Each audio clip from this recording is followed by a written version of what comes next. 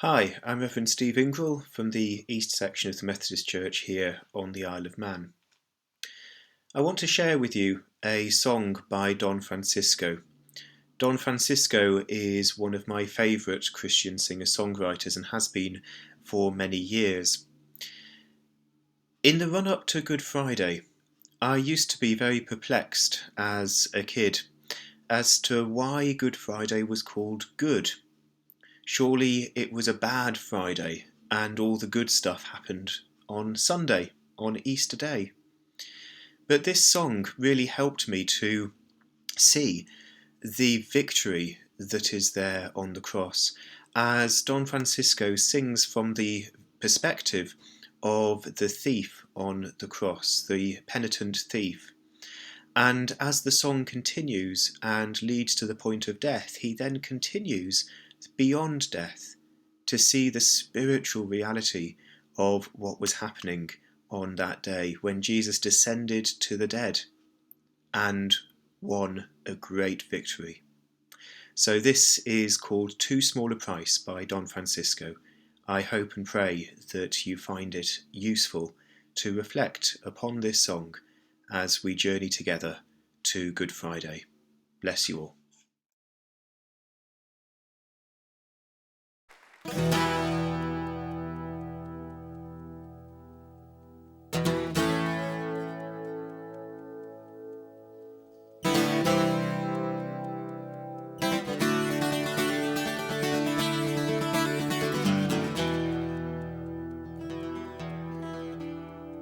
I awoke to hear the jailer turn the key and push the door. "Get out here," he shouted, but I stayed there on the floor, frozen in the terror that rose and filled my brain, for I knew what they intended. I could not face the pain. Then soldiers came into the cell and they dragged me to the yard. They threw me down before a cross and brought the whip down hard. "Carry it," they shouted, as I struggled to my feet. I put my shoulder under it and dragged it to the street.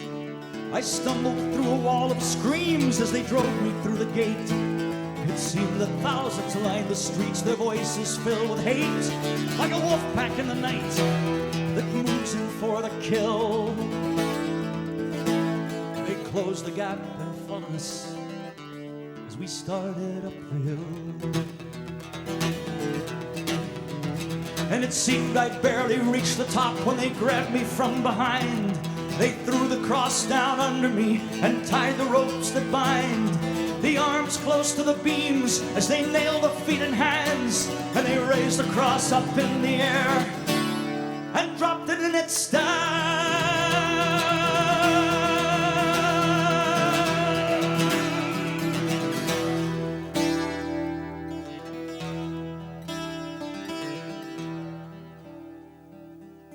Through a blur of pain, I saw the cross there next to mine. There were people all around it, so I looked to read the sign. It was nailed there up above his head, so the world could see the news that the man who seemed so helpless there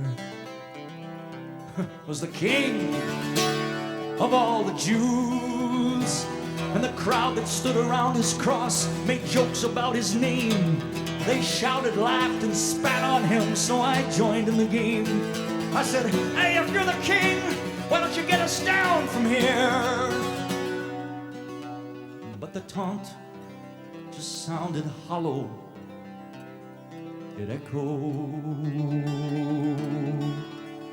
in my ears, 'cause he looked at me with eyes that seemed to reach into my heart. They shone a light on all my lies and tore my life apart.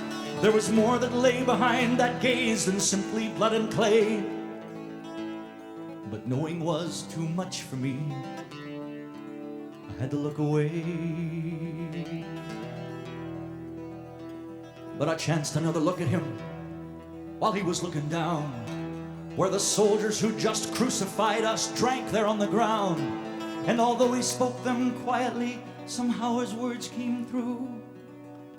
He said, Father, please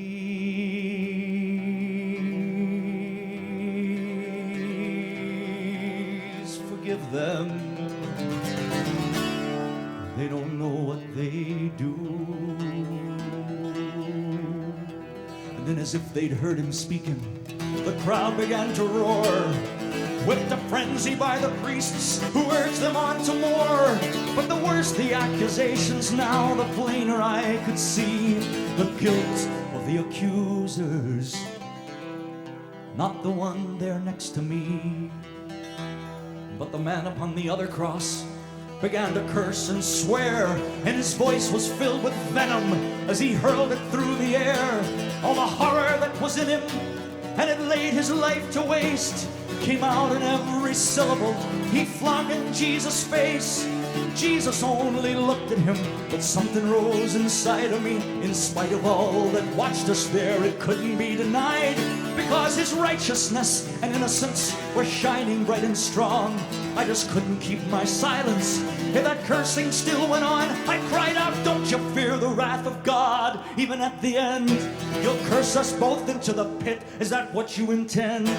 We're only getting what we're due. We've sinned our whole lives long. But don't you talk to him that way, 'cause he's done nothing wrong.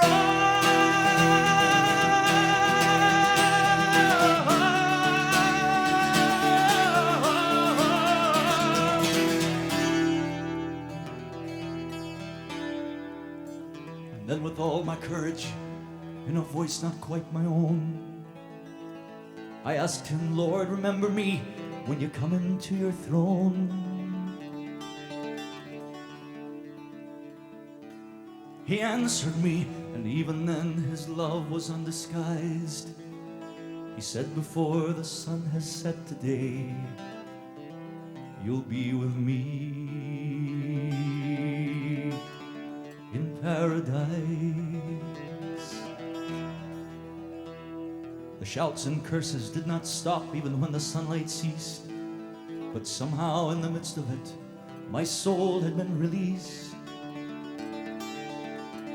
Though the agony continued, it was still too small a price to be allowed to hear those words and to die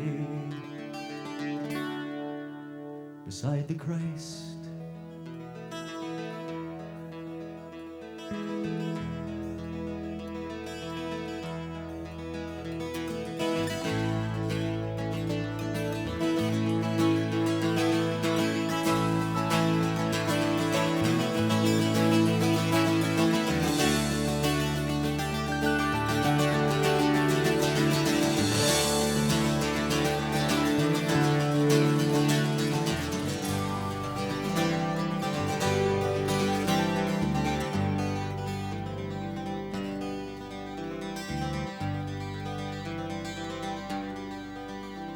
Then darkness changed to dawning,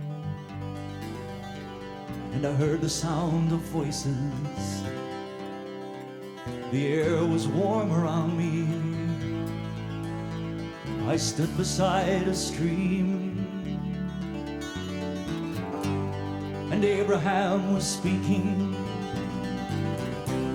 to the multitudes before him of the unfolding of the answer to our prayers and hopes and dreams. Then far across the chasm came a rumbling like the thunder, and the Prince of Peace came shining from his mouth, the power stream, and the walls and towers crumbled, and the gates of hell went under, as thousands sang the victory. We have been redeemed. Jesus is the Lord of all. Jesus is the Lord.